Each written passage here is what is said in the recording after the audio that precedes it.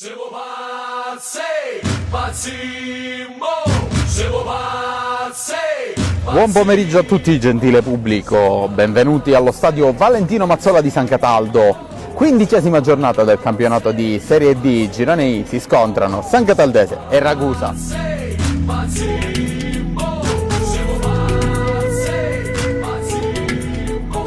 Occhio al cronometro, schietto alla bocca e arriva adesso l'inizio di San Cataldese e Ragusa. Sul vertice dell'area c'è Chironi, sono in 5 a saltare in aria, pallone lungo sul secondo palo, Mariani prova la conclusione al volo. Una storia alle spalle e davanti chissà, noi fin sopra le stelle. Al centro dell'area il colpo di testa provato.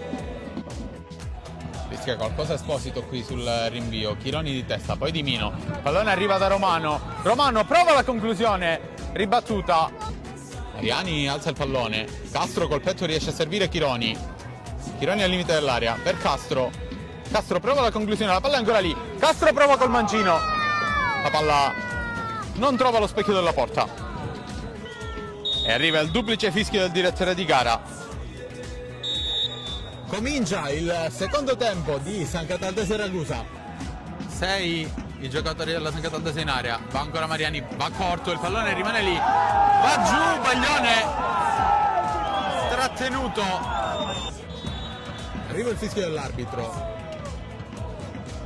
Va Baglione che prova la conclusione verso la porta, la palla però si alza. Sciotta alza questo passaggio di Mariani, colpo di testa di Castro, prova a inserirsi Chironi, mette per Di Mino che prova la conclusione rovesciata. C'è Viglianisi su di lui, Campanile si ferma, ancora Campanile al limite dell'area, mette il pallone indietro per D'Innocenzo, che però spara alto.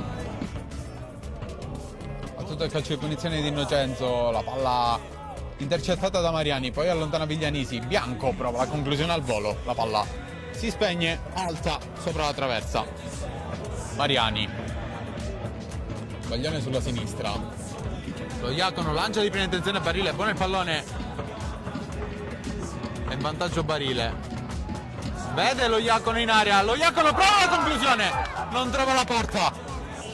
C'è D'Innocenzo sul punto di battuta, così come Esposito, parte D'Innocenzo, la palla che sbatte sulla barriera, poi la conclusione provata da Accetta, violenta ma che non trova lo specchio della porta. Serve Mariani, ancora Mariani, butta il pallone all'interno dell'area, c'è Rozzi, colpito duro dall'uscita di Esposito, ma arriva nel frattempo anche il triplice fischio del direttore di gara. Finisce così San Cataldese Ragusa con risultato di 0-0.